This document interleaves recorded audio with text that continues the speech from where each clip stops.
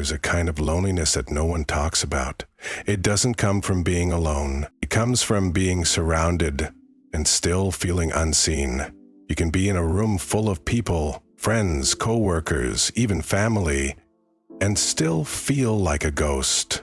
Not because they ignore you, but because the parts of you that matter most remain invisible. You laugh at the right moments, you say the right things, you nod, smile, respond, play the part well. But somewhere in the silence between words, something aches, a subtle hollowness, a quiet grief, a sense that if they really knew you, not the curated you, but the raw, honest, imperfect you, they wouldn't stay. So you stay hidden, polished on the outside, fractured on the inside. And here's the paradox. The more you long to be seen, the more you hide. Because the fear of being misunderstood feels more unbearable than the ache of being invisible. Where does this come from? Why does being understood feel like such a distant, dangerous thing? Maybe it began early, when you expressed a big feeling and were met with silence, when your curiosity was dismissed, when your uniqueness was treated like a problem, when you showed too much of yourself, and someone told you without words, that part of you isn't welcome here. So you edited yourself. You toned it down. You learned which parts to keep quiet, which ones to emphasize, and which ones to bury altogether. And it worked. You got approval. You got smiles. You became easy to be around. But you also became alone. Not because no one's around, but because no one really knows what it's like to be you. And here's the hardest part. You start to wonder if maybe that's your fault. Maybe you're just too deep. Maybe no one thinks like you do. Maybe your thoughts are too strange, your feelings too much, your silence too intense. So you settle. You build a life that makes sense on paper, but never really fits, and no one sees it. Because how could they? You never showed them. They love the version of you that performs, provides, participates. But the version of you that weeps, that questions, that longs for something real is kept in the dark. And so the loneliness grows, not from the absence of people, but from the absence of understanding. So here's the question. What does it do to a soul to never be truly seen? What happens when you become fluent in hiding, but illiterate in connection? What is the long-term cost of not being met, not in roles or routines, but in essence? And what if the reason you feel so alone isn't because no one's trying to know you, but because you've spent years hiding behind a version of yourself even you don't recognize anymore? This is not just social isolation. This is existential isolation, a deeper hunger, not for more people, but for more truth, more depth, more resonance, more of the kind of presence where words don't even need to explain you, because someone just gets it. That kind of connection is rare, but it's not impossible. It begins with one terrifying, beautiful risk: to show yourself. Not the mask, not the version designed to be palatable, but the real thing, the whole thing.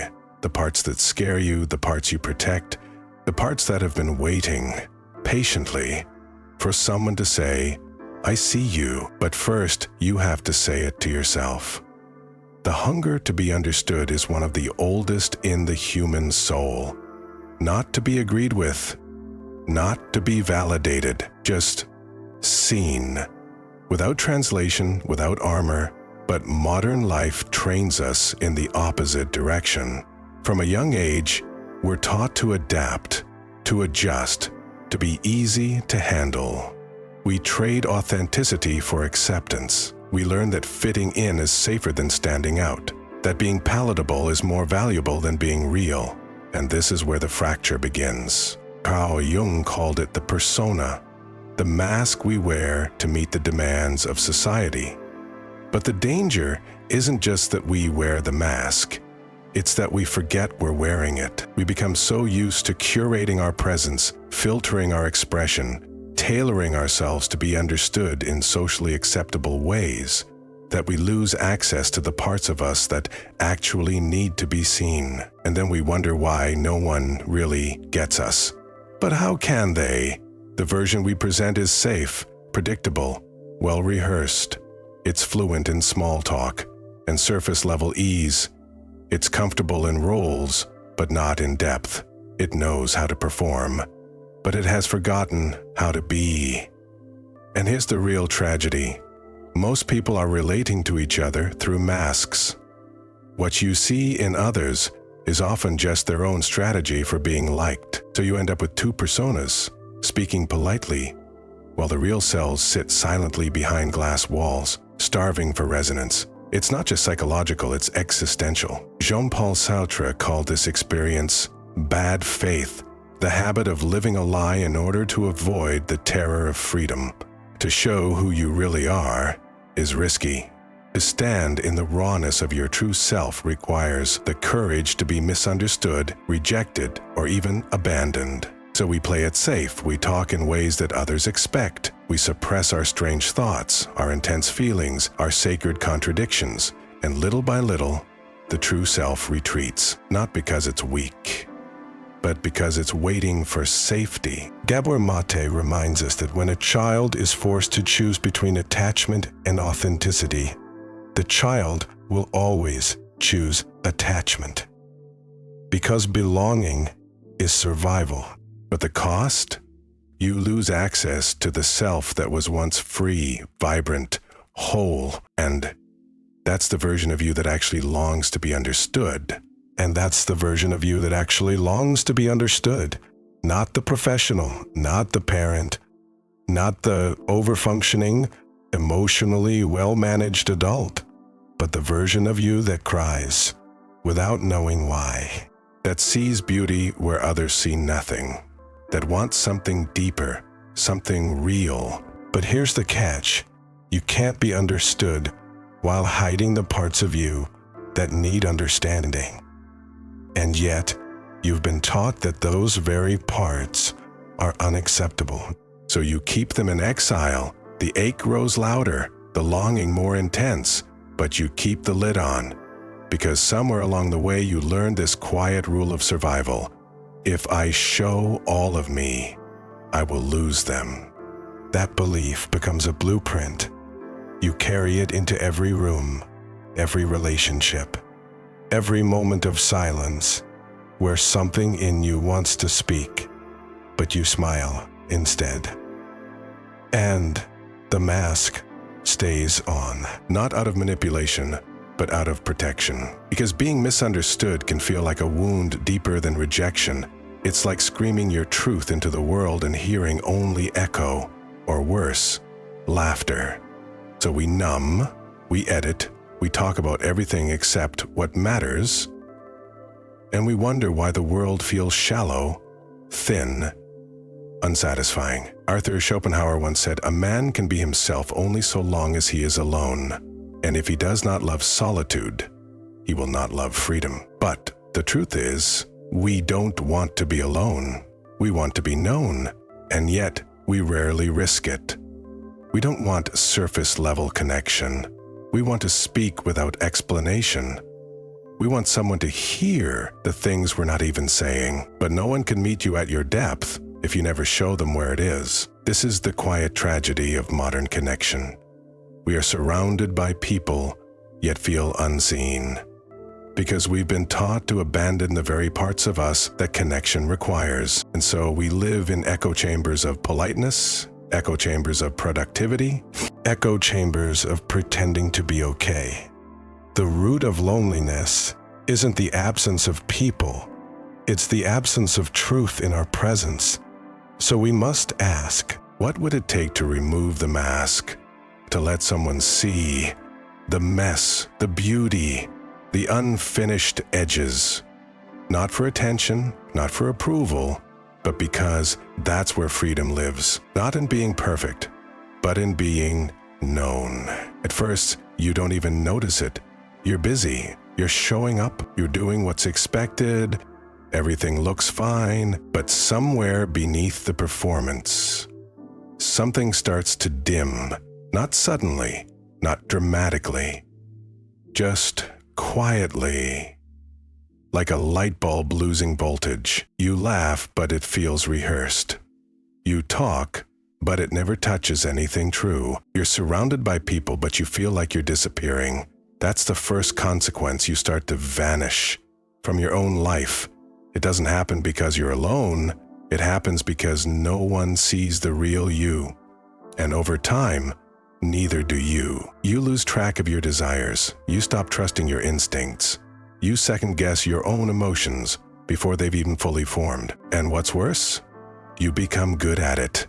You get praised for being balanced, for being strong, for never making things messy. But deep down, you know the strength they praise is built on silence. You become a master of adaptation. And the more you adapt, the more invisible you feel, even in relationships. Especially in relationships. Because when someone says, "I love you," and you know deep down they don't actually know you, that love becomes haunting, not because it's fake, but because it's incomplete. And that's the second consequence. Love becomes a performance. You act the role, you say the lines, you give them what they want: approval, humor, comfort, ease. But deep down, you're wondering, if I stopped playing this part, would they still stay? So, you stay in character. And the disconnection grows.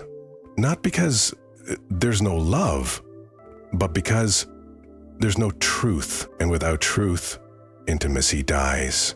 Not loudly, not violently, but slowly, like a plant watered with the wrong substance. Then the third consequence shows up. You stop feeling deeply. You become emotionally muted, not because you don't have emotions, but because you've trained yourself to ignore them. You tell yourself, it's fine. You push through. You rationalize your loneliness.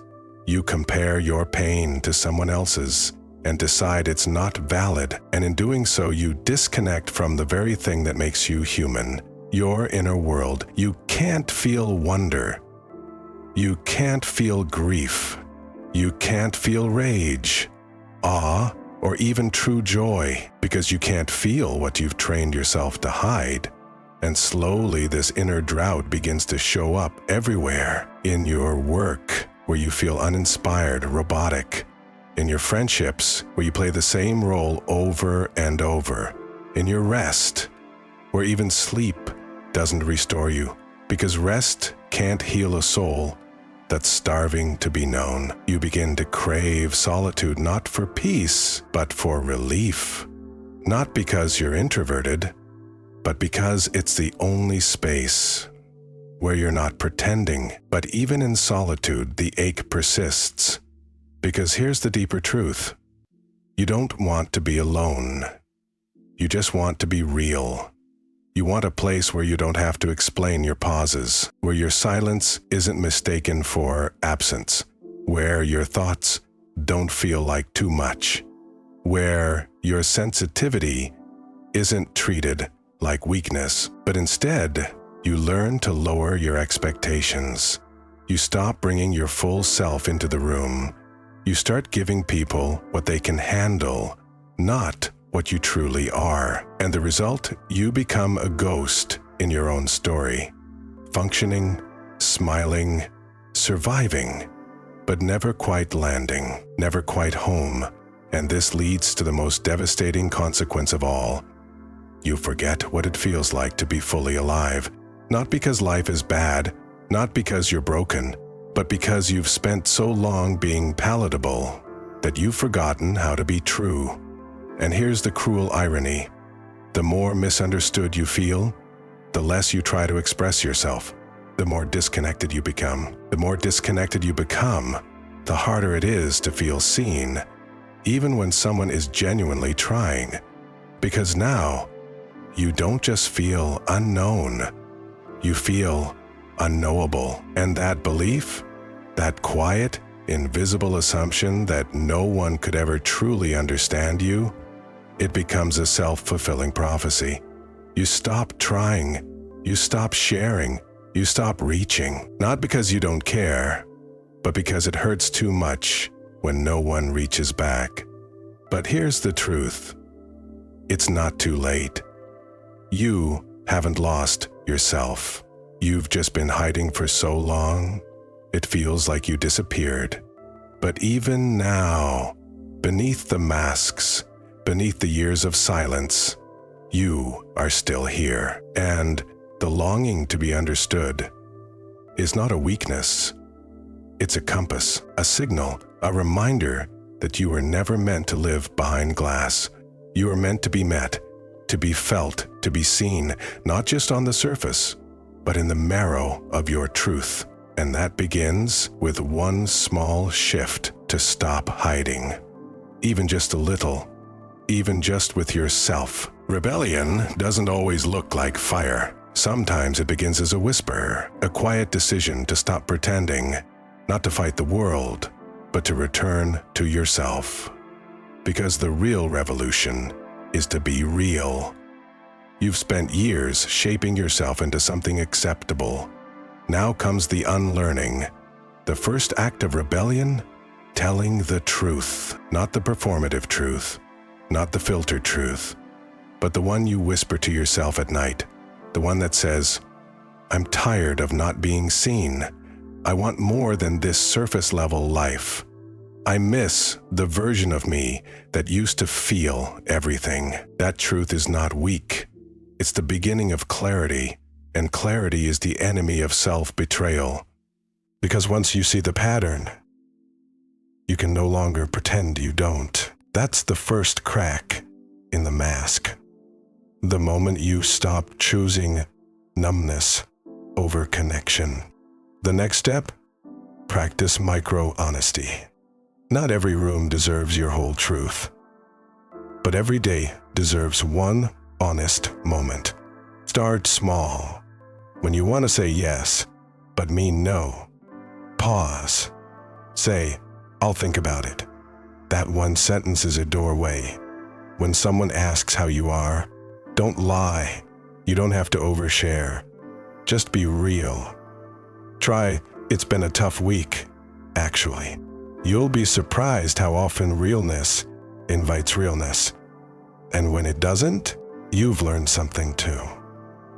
Because not everyone can meet you where you are, but you no longer have to meet everyone where they expect you to be. The third act of rebellion, make peace with being misunderstood. You don't owe anyone your conformity. You don't need to explain your inner world in a language that flattens it. Not everyone will get it. Not everyone will get you. That's not a failure. That's freedom. Jean-Paul Sartre once wrote, "Freedom is what you do with what's been done to you." You were shaped to hide, but now you can choose to unhide. Not for attention, not to prove anything, but because you are done abandoning yourself for comfort. You stop shrinking your truth to fit someone else's expectations. You stop performing connection and start demanding presence. And slowly, everything begins to shift. You begin to notice who listens and who just waits to speak. You begin to notice who sees you and who only sees your role. You begin to notice how often you've explained your soul in a dialect that was never yours. And now, you stop translating. You speak in your native, emotional language, even if it trembles, even if it confuses, even if it risks silence. Because silence is better than self-erasure. The next step, create intimacy with yourself. If you want others to meet the real you, you must be willing to meet them with the real you. That means becoming fluent in your own experience. Try this. Instead of asking, Why do I feel this way? Ask, what is this feeling trying to protect me from? When you feel numb, don't panic. Ask, what part of me doesn't feel safe right now? When you feel misunderstood, ask, have I shown what I truly mean? This is the practice of internal intimacy. And the more you practice it, the more you begin to recognize which connections feed you and which ones drain you, and you'll make space, not out of bitterness, but out of reverence. You don't chase people anymore. You don't beg to be seen. You don't fight to be chosen, because now you've chosen yourself. That's the final rebellion, to no longer outsource your sense of worth to those who don't understand you. You stop editing your essence. You stop apologizing for your depth. You stop hiding behind agreeableness and start walking with your truth in full view. And yes, it will feel lonely at times, but that loneliness, it's cleaner. It's different from the loneliness of pretending. It's the loneliness that clears space, that makes room for what's real. And what's real? That version of you that you buried under performance. The one that cried for no reason, that loved too deeply, that felt everything all the time. That self is not too much. It is too true for the world you've been trained to survive in. Now you begin again, with fewer masks, with slower words, with more silence that doesn't need to be filled. You realize something. You weren't made to be understood by everyone. You were made to live in truth, and those who meet you there, without explanation, without translation, those are your people. But before they can find you, you have to stop hiding. Let's return to the root. This isn't just about feeling misunderstood. It's about a lifetime of shaping yourself to be accepted and waking up one day to realize you no longer remember what your unshaped self even looked like. That is the cost. Not rejection, but self-erasure. Not dramatic heartbreak, but a slow fading into roles, into functions, into safety. So what's the ultimate truth? You are not lonely because no one sees you. You are lonely because you stopped showing up as someone who can be seen, not intentionally, not maliciously, but because your nervous system was trained to associate truth with danger. Every time you edited yourself to avoid disapproval, every time you swallowed a feeling to keep the peace, every time you became easier to love by making yourself harder to know, you taught your subconscious one thing: it's not safe to be me. That belief becomes a filter, a lens through which you move, speak, connect, and your subconscious, brilliant in its efficiency, begins to automate the mask. You're no longer pretending. You've become the performance. So how do you undo that? Not by trying harder, not by becoming more authentic overnight, but by rewiring the association. Here's the key. What was learned in survival can be unlearned in safety. Psychological healing begins when the body feels safe enough to stop bracing. And that safety doesn't come from others first. It comes from you. So here's your practical starting point. Psychological strategies for reconnecting. Micro-exposure to authenticity. Your subconscious resists big change. So don't try to bare your soul all at once. Instead, practice micro-exposure. Say something slightly more real than you usually would. Admit confusion instead of pretending confidence. Share a small opinion you usually mute. Then observe. Did the world end? Did you survive it? This reprograms your brain to associate truth with safety. Notice your internal language. Your inner dialogue shapes your emotional state. If you constantly think, They won't understand. You'll filter out every moment of connection. Instead, catch these phrases. Shift to, I can't control how they respond, but I can choose to be honest. Being misunderstood doesn't mean I don't matter. Every time I show up honestly, I make space for real connection. Your thoughts become emotional habits. Rewrite them. Map your mask. Make a list of the roles you play. The funny one, the strong one, the responsible one. Then ask, what emotion does this role suppress? When did I first learn to become this version of me? What would happen if I let this role rest? This awareness alone creates internal space. Track micro-betrayals every day. Notice the tiny moments when you say yes, but mean no. Don't judge. Just notice. That moment you laugh at something that hurts. That moment you don't speak when you're moved. That moment you shrink to make someone else comfortable. Each is an opportunity, not to shame yourself, but to pause and say, what would honoring myself look like right now? Even asking the question is healing. Build emotional fluency. Loneliness isn't just about connection, it's about expression. Start naming your emotions, not just fine or sad. Try, I feel unseen and unsure how to share that. I feel overstimulated and disconnected from myself. I feel grateful, but I'm afraid if I say it, it'll be dismissed. The more language you give your inner world, the more real it becomes. And realness invites resonance. Practice selective vulnerability. You don't have to be open with everyone, but you need at least one space where the mask can fall. That might be a friend, a journal, a therapist, a creative outlet. Wherever it is, make it sacred. Let it be the one place where nothing needs to be explained away. Because the less you have to explain, the more you'll feel seen. Reframe misunderstanding. Most people fear being misunderstood because they equate it with being rejected. But what if being misunderstood isn't failure, but a sign you're finally showing up fully? Misunderstanding means you've stopped filtering. It means you've exited the algorithm and re-entered reality. It's uncomfortable, yes, but it's honest. And that honesty builds your inner anchor. So, final insight. You don't need everyone to understand you. You need you to understand you.